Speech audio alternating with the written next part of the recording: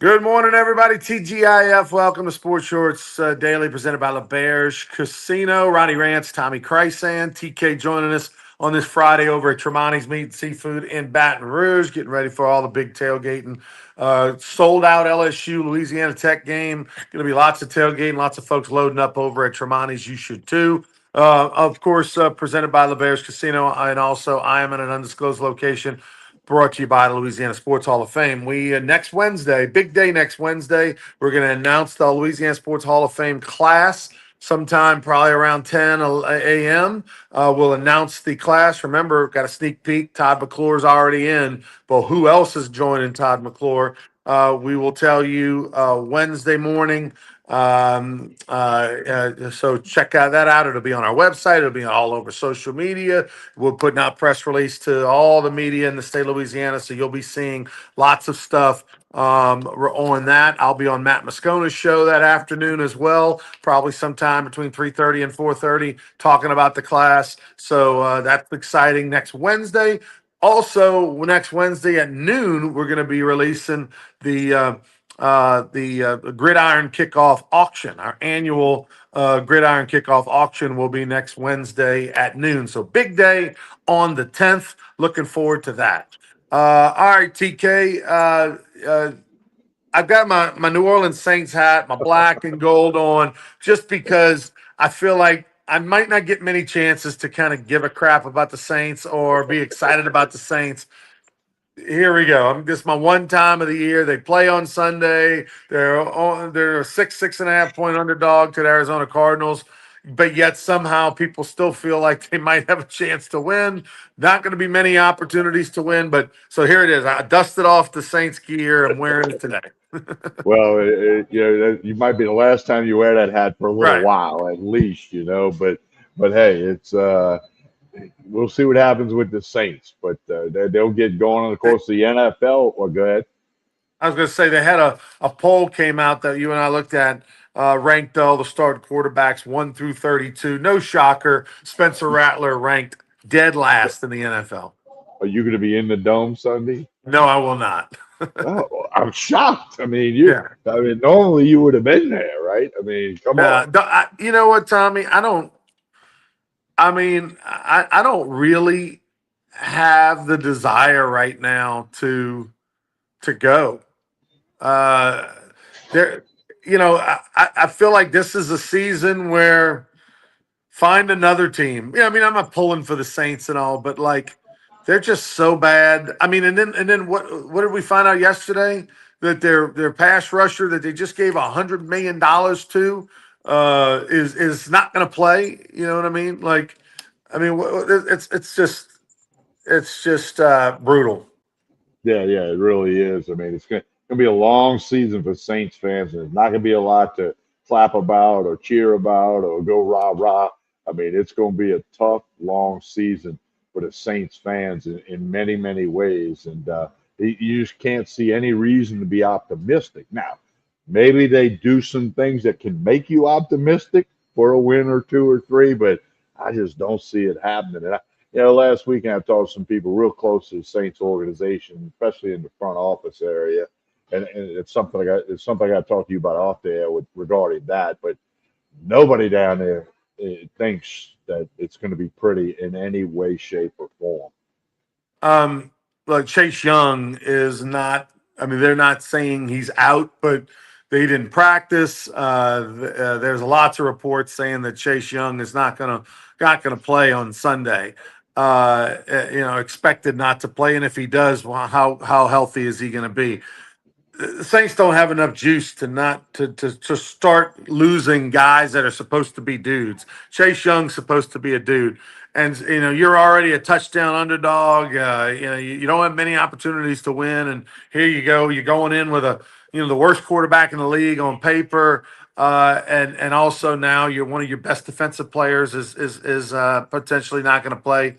Uh, mm, just if you've got any extra coins, look under the mattress, look under the sofa, wherever you can find. Look in the ashtray in your car and put it on the Saints to lose under for 5.5, games this year. I just cannot. I looked at their schedule yesterday, and the Jets on the road in December. The Panthers, obviously, when you play them at home, first game of the year, just because there might be some juice in the dome because it's the first game of the year, even though you're a nearly touchdown underdog to the Cardinals. I, I don't know where the opportunities lie on their schedule. There's not many chances for them to get wins. Every win, anybody that they beat is going to be an upset outside of maybe those three games. I mean, technically they're an upset this week, but people think they got a chance in New York against the Jets. They got a chance at home against the Panthers. You got a chance at home first game of the year, Cardinals, because you don't really know what's up. But other than that, Tommy, they are. It's I don't know where the wins come or where they even possibly come.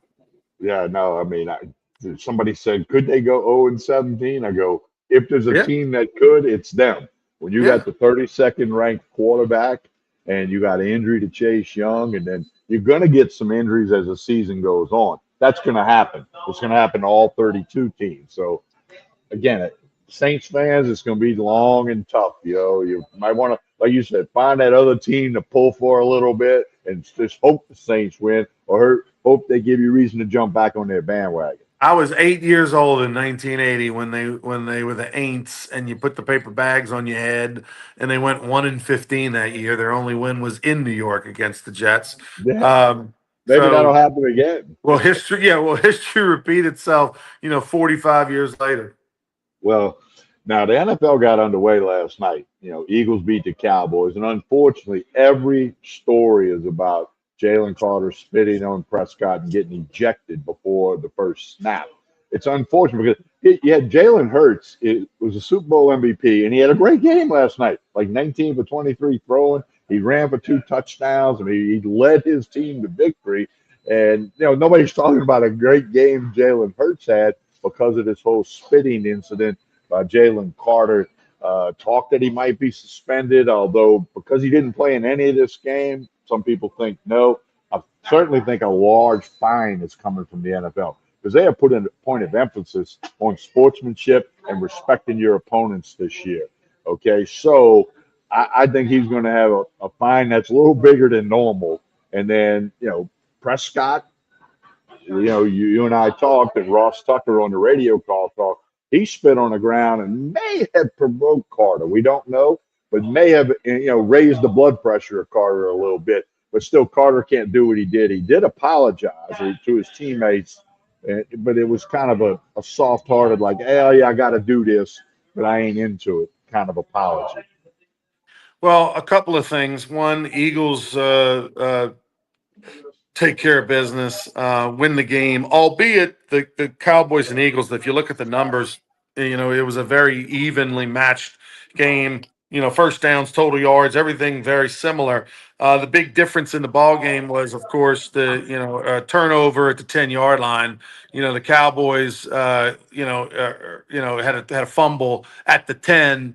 That was a killer, and then at the end they didn't convert a fourth down incomplete pass. Those are really the two differences in the game. The incident that happened at the very start of the game, uh, Dak Prescott and Carter were jarring. And look, Carter, I saw him play last year in the Superdome. He manhandled the New Orleans Saints. If you want to just mute your phone, Tommy, for a second, and then when I'm done, you can jump in there. But he manhandled the New Orleans Saints and was the reason that the Eagles, I thought, beat the Saints last year in the Dome. That's when the Saints were like 2-0 or whatever, and feeling good about themselves, and they got the lead in the fourth quarter. But the whole reason that the Eagles hung around until they finally won that game was because Jalen Carter just disrupted the Saints and dominated that ball game. But in this instance, if you have not seen it, Dak Prescott's in the huddle with his teammates. Carter is kind of standing between. He should have been over there, with his teammates, but he's kind of outside the huddle, within about 4 yards of the Cowboys huddle. You can kind of basically see, Dak Prescott saying, go back to your huddle. What the hell are you doing? That kind of thing, and Dak Prescott, who spits all the time, does it all the time, kind of spit in his direction, but towards the ground.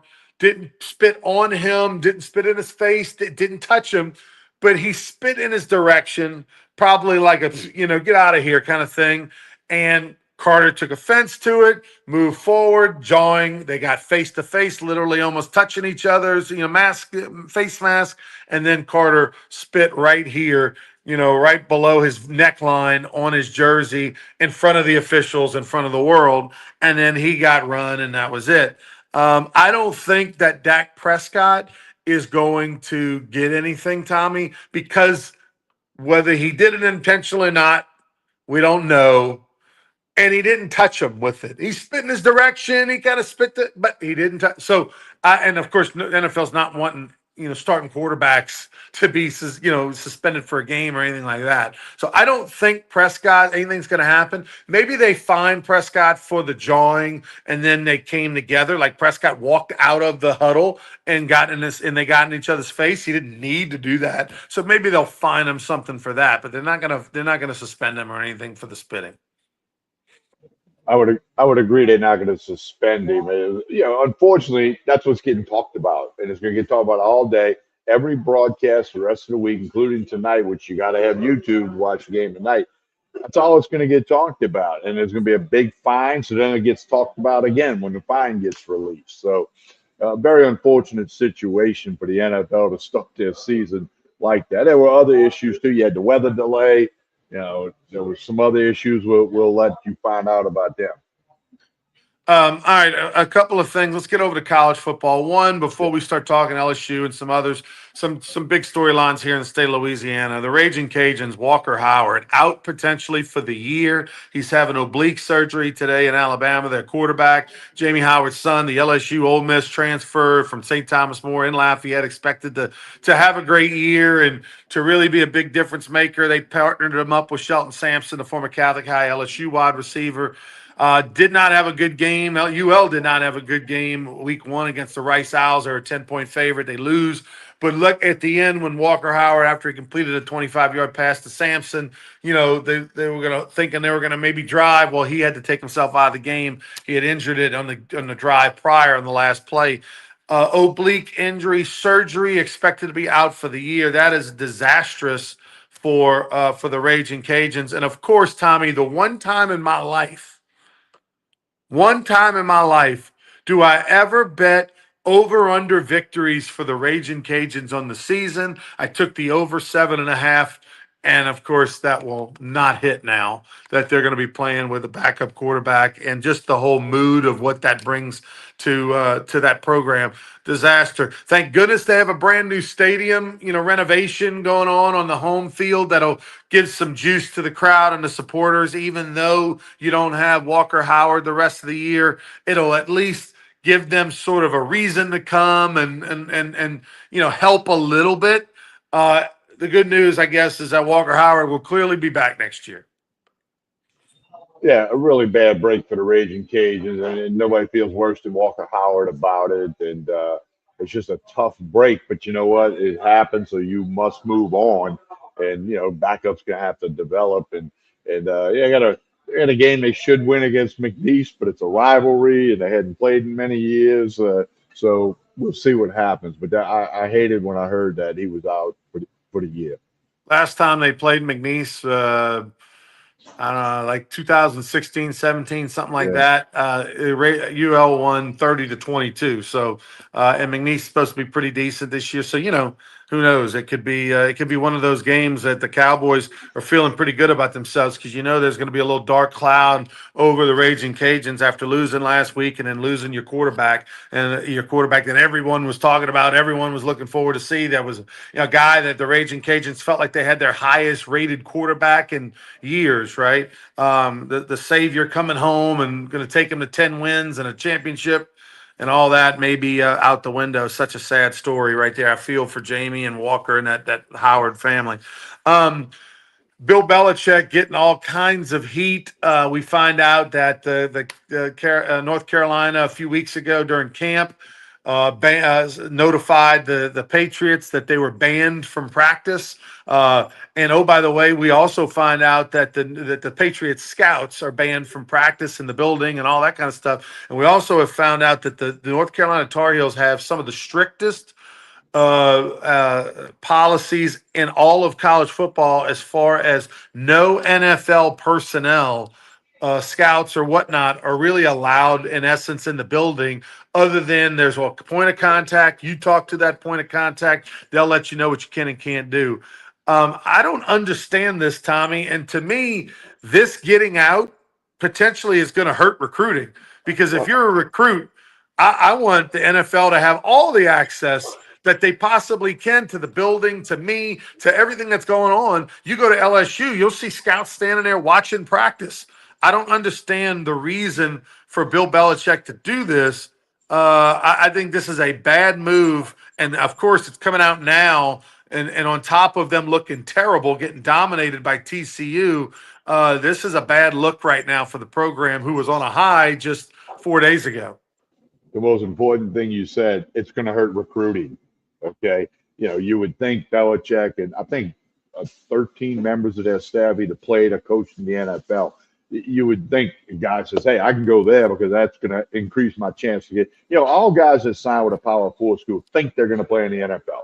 They're not all going to, but they all think they're going to. Hey, if I go there, I mean, those guys can make phone calls. They can, and that's not the case. I mean, this Bill Belichick thing is not going to last long. I'm not smart enough to know when it's going to end. It could end after this season, but I mean, it's not off to a good start in any way, shape, or form. And they play a real easy team the next couple of weeks. So they get a couple of wins, I think. And then then when they get into the meat of their schedule, it can get ugly. Yeah, Tommy, I don't understand the rationale of why Bill is doing what he's doing. 2-2 is not 4. I mean, come Right. on. And at his age and everything, I mean, how long is he going to want to struggle, winning? I'm curious to see. All right. Look, LSU, Louisiana Tech. I mean, like, this game sold out a couple days before. A lot of times when you face an in-state school, it doesn't always sell out. But that goes to show right now the juice that's in Baton Rouge, and will probably stay there for a while, barring an upset. The win over Clemson. I mean, what a difference a win makes for the opening day of the season. We forgot what that was like. You got to go all the way back to Joe Burrow time to remember what that was like. Instead, normally we're sitting here this week shocked at the upset. Sissy blue shirt at UCLA. Whatever the case may be. The two Florida State losses. I mean, when they scheduled Florida State, Florida State was basically irrelevant after the Jameis Winston national championship, and we're sitting there thinking, hey, Florida State, all right, we can get 2 victories against a Power 4. Never got a victory against Florida State in the 2 times that they played them. And then last year, USC, and USC beats LSU and then goes to have a terrible year.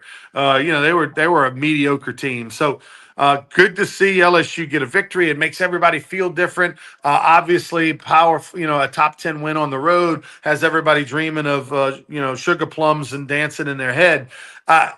You get a victory today against Louisiana Tech. You're 2-0, and now you're staring down the barrel of revenge against Billy Napier in Florida, who looked good against Long Beach University. Long Island University. But tell me about what's going to happen this weekend, potentially in the game. Well, a couple of things. They pretty much say you're going to see the backup quarterback. There's a lot of people in Baton Rouge can't name the backup quarterback at LSU, but it's Michael Van Buren, 6 foot, 195-pounder, out of Baltimore, Maryland. Played at State last year, was not the starter. The starter got hurt. He ended up starting 8 games against the likes of Texas and Georgia. Okay numbers, few games when he put up decent numbers. You can expect to see him play in this game. Also, they have the 3 Weeks brothers that are linebackers for LSU. Coach Kelly said he's not into trying to do things like that, but he thought it'd be cool if there's a snap in the second half when all 3 of the brothers are on the field for the same play. And if that's happened in college football somewhere in this country, it ain't happened a lot of times, okay? So that's going to be cool. Everybody's going to be looking for that. So, there's some side stories with LSU, but They got to go take care of business and get the job done. Tech's going to come in and throw all the punches they got, onside kick and trick plays. They're going to pull all that stuff to try to narrow the gap. But it's going to be named that score, I think. As LSU's a 37.5 point favorite. Over and under, for some reason, came down. Yesterday it was 51.5. Now it's 49.5. Kind of tells me somebody doesn't think Tech's going to have a chance to score maybe 10 points tops. Could be 9, could be 7. And then, I think also, I think everybody's talking about LSU's defense, and you would think, okay, you held Clemson to 10 points on the road in their home field. Why would Louisiana Tech do more than that in Tiger Stadium? So there's that, and then there's also things like Brian Kelly saying, "Hey, the backup quarterback's going to play in the second half," and so you're already going, "Well, hey, Van Buren's going to be in there. They're probably going to take the air out of the ball. They're not really going to be slinging it. They're already going to be resting their starters a little bit as soon as they can because they got Florida next week." I think all of that said, it's not a terrible over under 49.5, that's for sure. But that's partly why. It's because of the defense and because they already know with him saying, "Hey, we're going to try to get Weeks brothers in there." That he's saying, "Hey, we're going to try to get these starters out of there and get those backups in there as soon as we can in the second half," which means that once that happens, you don't really usually score a whole bunch. So I don't know. I'm not sure where to go with it on the over under or the 37.5. I probably would be tempted to go with the over, 49.5, as opposed to, just because, again, you I have seen some terrible teams come into Baton Rouge, and somehow they usually find a way to score a touchdown or yeah, score 10 points, right? So, it's not what and what. It's not apples and apples when we say, well, Clemson scored 10 at home, so therefore Louisiana Tech's not as good as Clemson. No, backups, fumbles, kickoff return, a crazy punt, a interception, other things happen. One drive, one play, So if they can find a way to score 10, then do you not think LSU is going to score 42 against Louisiana Tech? That's where I'm at with it. If I I had kind of if I had to bet one, I'd take the over. Well, and I think this is one of those weeks when you make the bet, but you make a small bet, whatever is small in your world, because it's a little uncertainty, the backdoor cover. What if Tech gets 2 touchdowns in the fourth quarter? I mean, so it's one of those. If you do bet, make it a little smaller than your normal bet. I think that would be a wise thing to do. But it'll be interesting to see what the weather's supposed to be just perfect. So hopefully it's a great day out there on the campus. The season opener is always a little something special about that to get the season going. There'll be a lot of people on campus. So, and I look forward to watching the game. Well, I'll be at UL McNeese. McNeese Cowboys going to Lafayette. Going to go see the new $65 million renovations and see a game over there in Lafayette Saturday night. This 7 o'clock, by the way. The NCAA football committee has a potential proposal that would be, I think, well Well, received by fans and supporters of the sport of college football. the oversight committee has passed something to only have one transfer portal window. Now they said January 2nd, but that's foolish. Do it. The national championship game You going on Monday can't, night. Tommy. You can't do it after the national championship because of it's school. It's not these guys. I mean, granted they're professionals, but you Okay, can't have a portal when the okay. school's already started. That's All why. right, I didn't think of that angle, Yeah. but I mean, it's like they finally got MLB draft away from them when they were playing in the College World Series. Because remember, Lane Kiffin and many coaches said last year in December when the portal was open and everybody was in a bowl games jumping in the portal. He said, "Can you imagine the NFL having a free agency period when you start the Yeah. playoffs?" I mean, so but at least they're trying to clean it a little, and they're talking about having one window portal in January, and that would be the only time in Right. football, let's repeat football, that you could do it. Now, this has to go in front of the hire committee and administrative committee, and if they approve it, then it'll be. And I don't think there's a school, a head coach, an athletic director that wouldn't be in favor of that. Anything that limits portals and is great. So you'd be getting rid of your spring portal, which I agree with because I mean, how terrible is that, right? That you give a player through the spring and then all of a sudden they're gone, and I mean it's too late. So I agree with that. The other thing that look, an ideal world, yeah, you'd have the portal after the national championship game, but it just wouldn't work that way because of school.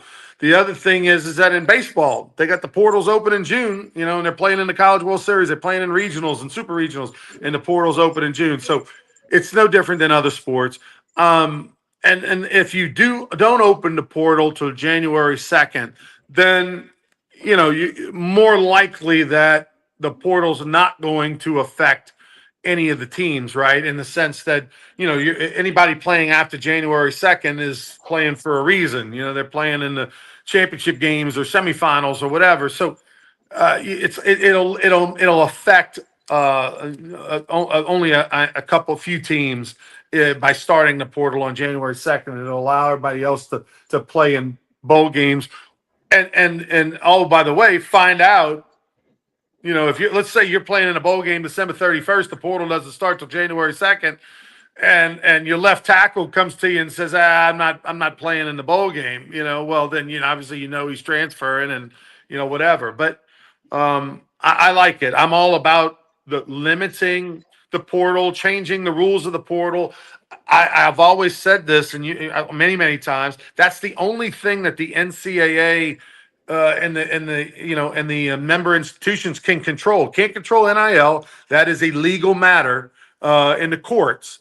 You can control a lot of the rules and limitations on that portal and transfer and all that. And that's, to me, is what's destroying the game more than the money situation.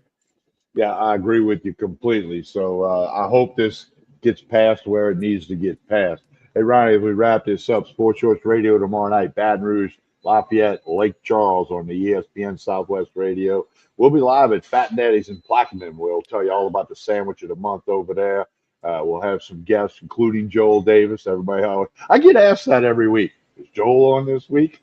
Because don't tell him that, Tommy. Don't tell him tell that. Joel. Okay, Don't I won't tell him. tell His head's Joel already that. big enough. Yeah. Okay, we want you to tune in tomorrow morning, 10 a.m. to 12 noon. We'll have all kind of good fun stuff for you. Yeah, I get asked all the time, is Joe Davis really like that in real life? Is Joe Davis? Do you like him? Like things like that all the time. We love Joel. He's just a lot. Yeah, and of course, Tremonti has all your tailgating, home gating, and game watching needs, from the meat to seafood to wine to liquor. They got it all here on Jefferson Highway. Stop in. You'll be amazed at everything you see. They can load you up, no question about it, here at Tremonti's in Baton Rouge. All right, that's going to do it. Don't forget the radio tomorrow morning. Like and share this show. That helps. No matter whether you're watching on YouTube, but you got to have YouTube to watch the Chargers and Chiefs tonight. I don't know if you know that, but you have to have a YouTube subscription. Not just, we all have YouTube, but you have to have a subscription to watch the NFL game tonight. But do us a favor, like and share this show, whether you're watching on YouTube, Facebook, or X. It's all over the place. Like and share this show. On behalf of Ronnie Rantz, I'm Tommy Krysan. We'll hit you up on Sports Shorts Radio tomorrow morning. Have a great Friday.